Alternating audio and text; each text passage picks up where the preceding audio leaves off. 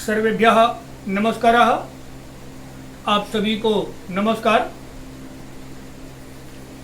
धर्म और संस्कृति यह दोनों हमारे भारतीयता की और हमारी पहचान है, हमारी प्राण है। कुछ दूसरे धर्म के लोग हमारे सनातन धर्म पर कैसे उंगली उठाते हैं। एक दृश्य आया था, मैंने एक प्रश्न आया था मेरे पास, आज से लगभग 8-10 साल पहले की बात है। मेरे एक मित्र हैं जो धर्म से ईसाई हैं, जॉन जोसेफ, मूलतः केरल के हैं और सतना में रहा करते थे। मेरा उनसे अच्छा संपर्क था, हम दोनों साथ में बैठते थे। वह अपने धर्म के प्रति कट्टर थे और हमें भी अपने धर्म से पूरा लगाव है। एक बार बातों ही बातों में उन्होंने एक प्रश्न उठाया जो हमारे धर्म पर, तो मुझे ध्यान में आया कि यह प्रश्न मुझे आप लोगों से शेयर करना चाहिए और किस प्रकार से हमको उसका उत्तर देना है, क्योंकि हो सकता है कि ऐसे प्रश्न कभी कभी आपके पास भी किसी के द्वारा आ सकते हैं और या आपके मन में भी ऐसे प्रश्न कभी उठ जाते हैं। तो हमारे उन मित्र ने प्रश्न उठाया एक बार, बोले गुरुजी यह बताइए कि जब किसी की मृत्यु होती है और जीव यह लोक से परलोक को जाता है, तो वहां पर परमात्मा यानी ईश्वर क्या उस व्यक्ति से यह पूछता होगा कि आपने कितने नदियों की पूजा किया, कितने पेड़ों की पूजा किया या कितने पत्थरों की पूजा किया, या कुछ और पूछता होगा? क्या यह पूछता होगा कि आपने कितने मनुष्यों का हित किया? मेरे ध्यान में आया कि अच्छा बात, ठीक है। मैंने उनको उत्तर दिया, हाँ जरूर यह सत्य है कि जब यह जीव परलोक को जाता है तो वहां पर ईश्वर उससे यही पूछते हैं कि आपने कितने जीवों का हित किया। मैंने यहाँ पर थोड़ा सा उनका शब्द सुधारा, उन्होंने कहा कितने मनुष्यों का, और मैंने उस मनुष्य शब्द को हटा करके और जीवों का शब्द जोड़ा। मैंने कहा हमने वहाँ ईश्वर जरूर पूछता होगा कि आप कितने जीवों का हित किए। उन्होंने फिर कहा ठीक, फिर यह बताइए कि आप पेड़ों की पूजा करवाते हैं, पत्थरों की पूजा करवाते हैं, नदियों की पूजा करवाते हैं? मैंने कहा हाँ सच है कि मैं हम पूजा पेड़ों की भी करते हैं, पत्थरों की भी करते हैं और हम तो नागों की भी पूजा करते हैं, सांपों की भी पूजा करते हैं। उनका प्रश्न था यह क्यों? आपके यहाँ जिसको देखो उसी को देवता कह देते हैं। हमने कहा हाँ, हमारे यहाँ इन सभी को देवता कहते हैं। नाग देवता, वृक्ष देवता या देवी कहते हैं, माता पिता गुरु, इन सब की गणना हम देवताओं में करते हैं। तो एक प्रश्न यह आया कि आप जो उत्तर देते, आप जो देवता कहते हैं, तो आपके धर्म में इतने देवता क्यों? सबको आप देवता कह देते हैं, सबको ईश्वर कह देते हैं। हमने कहा नहीं, सबको ईश्वर नहीं कह देते, सबको देवता कहते हैं। बात सही है। देवता और ईश्वर में फर्क समझिए। ईश्वर कौन? तो ईश्वर वह है जिसको आप अंग्रेजी में गॉड कहते हैं।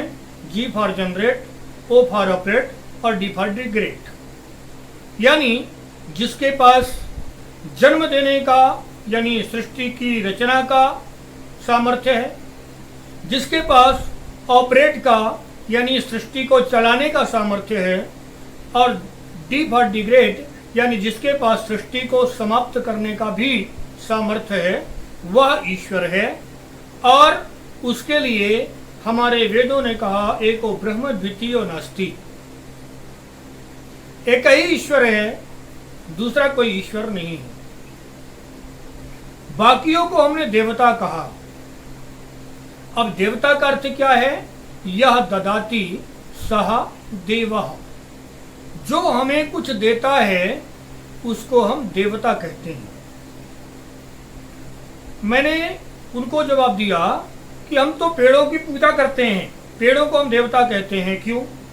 इसलिए कि पेड़ों से हमको ऑक्सीजन मिलता है, पेड़ों से हमें फल मिलता है, पेड़ों से हमें छाया मिलती है, हमारे घर द्वार के दरवाजे लगते हैं, हमारा फर्नीचर जो बनता है वह सब पेड़ों की देन है। हमारे लिए हमारे बीमार होने पर जो औषधियाँ बनती हैं वह पेड़ों से बनती हैं। और मुझे लगता है कि यदि पेड़ों को खत्म कर दिया जाए तो हम अपने जीवन की कल्पना नहीं कर सकते, या अपने क्या किसी भी दूसरे जीव के भी जीने की कल्पना नहीं कर सकते। और इसलिए हम पेड़ों को देवता कहते हैं। नदियां हमें जल देती हैं, हमारी भूमि को सिंचती हैं। यदि जल ना हो तो भी हम जीवों की कल्पना नहीं कर सकते। और इसलिए हम नदियों को देवता कहते हैं, हम वृक्षों को देवता कहते हैं, हम पत्थरों को भी देवता कहते हैं, क्योंकि आप जो घर की कंक्रीट बनाते हैं वह भी सभी पत्थरों से बने होते हैं। तो मैंने उनको तर्क दिया, यह सभी हमारे लिए कुछ ना कुछ देते हैं, इसलिए यह हमारे लिए देवता हैं। और मैं कहता हूँ आप भी इनकी पूजा करिए। यदि आप इनकी पूजा नहीं करते हैं तो मैं आपको एहसान फरामोश कहूँगा। क्योंकि ठीक है, वृक्षों से हम इतना कुछ लेते हैं, नदियों से हम इतना कुछ लेते हैं, पर्वतों से हम इतना कुछ लेते हैं, पर हम उन्हें बदले में क्या दे सकते हैं? हम कभी एक पेड़ गुलाब का लगाते हैं तो उसमें 10 लोग फोटो खिंचवाते हैं, और फिर 3 दिन बाद वह गुलाब लग गया कि नहीं लगा यह देखने भी नहीं जाते हैं, और 1000 वृक्ष काट देते हैं, उस समय हम कोई फोटो नहीं खिंचवाते। हम केवल वृक्षों को देते हैं तो कुल्हाड़ी देते हैं, केवल घाव देते हैं, केवल काटते हैं। इसके अलावा अपनी तरफ से हम कभी पर्यावरण को सुधारने के लिए वृक्षों को लगाने का प्रयास नहीं करते। और इसके बाद भी मैं अगर उन वृक्षों को जो मुझे इतना कुछ देते हैं उनको यदि मैं प्रणाम करता हूं तो आपको लगता है कि मैं गलत कर रहा हूं। मतलब आप ठीक है, आप ईश्वर ना मानिए, देवता मत मानिए, मैं नहीं कहता, पर कम से कम सृष्टि की संरचना में या सृष्टि के संचालन में जो वृक्ष, जो सूर्य, जो वायु अपना इतना महत्व निभाए हुए हैं उनका एहसान तो मान ही सकते हैं। इतने एहसान फरामोश मत बनिए कि हम प्रकृति को छोड़ जाएं। फिर एक प्रश्न आया कि आपने अभी अभी कहा कि आप नागों की भी पूजा करते हैं, सांप क्या देते हैं? भाई वो तो जहर ही देते हैं। मैंने कहा नहीं भाई, ये आपकी गलतफहमी है कि सांप हमको केवल जहर देते हैं। सांपों का मुख्य भोजन दीमक और चूहे हैं,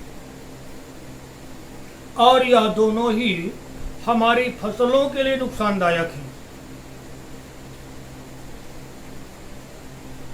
आपको यह विज्ञान का विषय पता होना चाहिए कि चूहों का एक जोड़ा अपने 1 वर्ष के जीवन काल में लगभग 32 जोड़े पैदा करता है या 36 जोड़े पैदा करता है।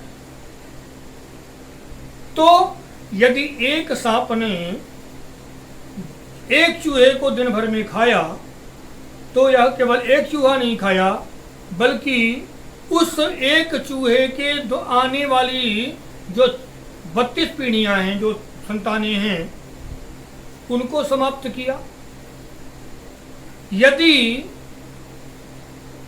एक सांप कुछ दीमक खाता है तो हमारे अन्न के लिए यह उपयोगी होता है कि नहीं होता है, और इसलिए हम उनको भी देवता मानते हैं।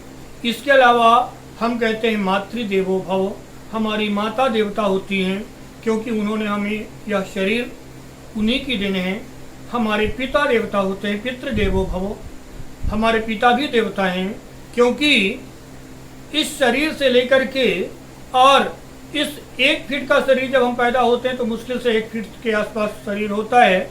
उस 1 फीट के शरीर को 6 फीट 6.5 फीट तक बदलने का जो उपक्रम है वह हमारे पिता ने किया, इसलिए वह देवता हैं। हमारे गुरु जब हम पैदा होते हैं उस समय शरीर से तो हम मनुष्य की तरह होते हैं, लेकिन वास्तव में हमारे शरीर में, हमारी बुद्धि में ज्ञान भरने वाले जो होते हैं वह हमारे गुरु होते हैं, इसलिए हम गुरु को देवता कहते हैं। तो ध्यान रखिए कि यह सभी देवता हैं, ईश्वर नहीं। फिर प्रश्न आया तो ईश्वर कौन है?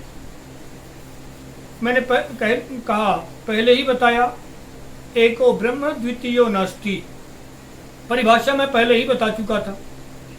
मैंने कहा एको ब्रह्म द्वितीयो नास्ति, तो उन्होंने फिर पूछा वो कौन है जो एक ब्रह्म है?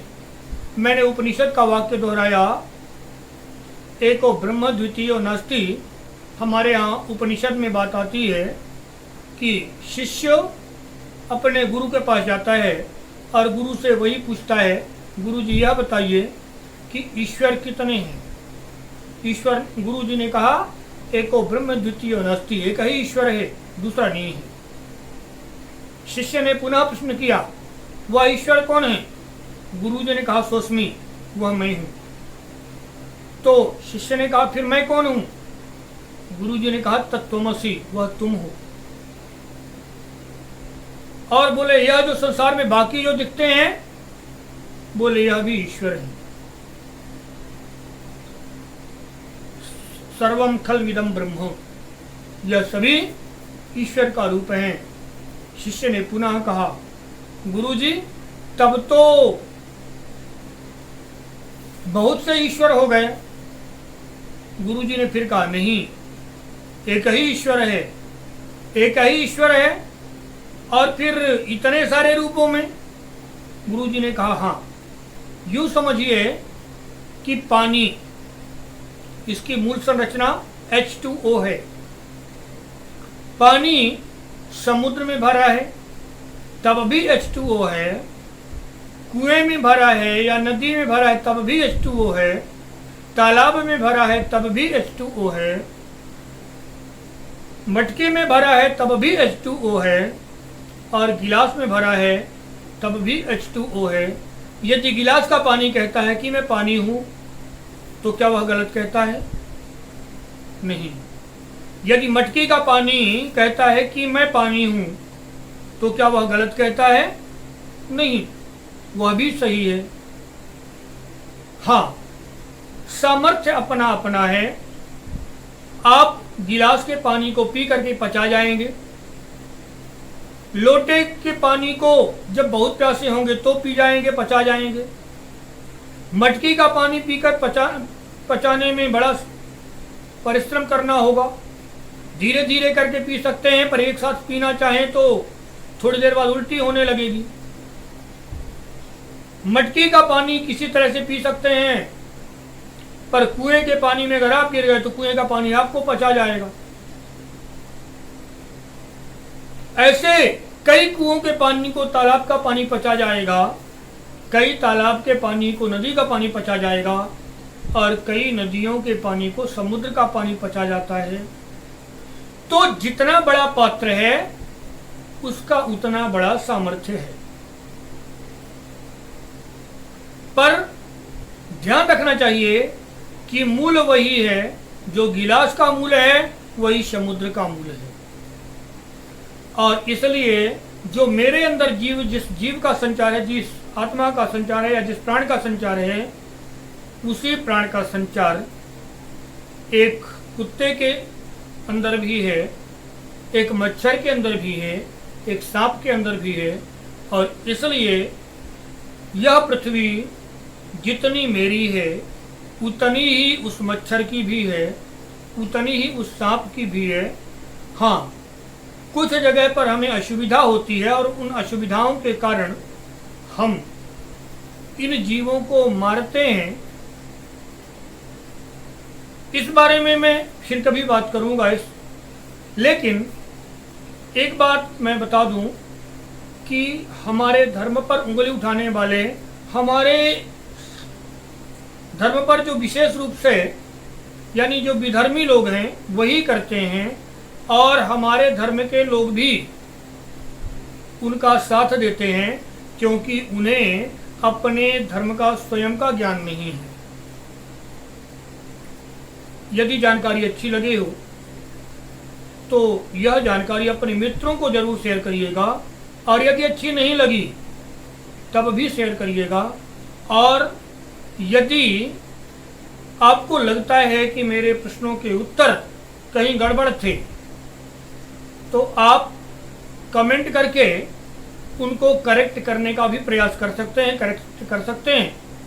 और यदि मेरे प्रश्नों के उत्तर ठीक लगते हैं तो क्योंकि हो सकता है कि आपसे कभी ऐसे प्रश्न पूछे जाएं, या कोई भी दूसरे धर्म का व्यक्ति, आजकल धर्म परिवर्तन का बड़ा दौर चल रहा है, तो अगर कोई ऐसा व्यक्ति आपसे कुछ ऐसे प्रश्न पूछता है तो आप अपने पास उसके उत्तर देने का तर्क अवश्य रखिए। आज के लिए इतना ही। वदतु संस्कृतम जयतु भारतम। ऐसी ही जानकारियों के लिए आप चैनल को सब्सक्राइब कर सकते हैं। आपको इस चैनल में व्याकरण के सारे प्रश्नों के उत्तर मिलेंगे, या यूं कहिए कि पूरी व्याकरण अक्षर से लेकर के संधि समास अव्यय प्रत्यय कारक तक सब कुछ आपको इस चैनल में है।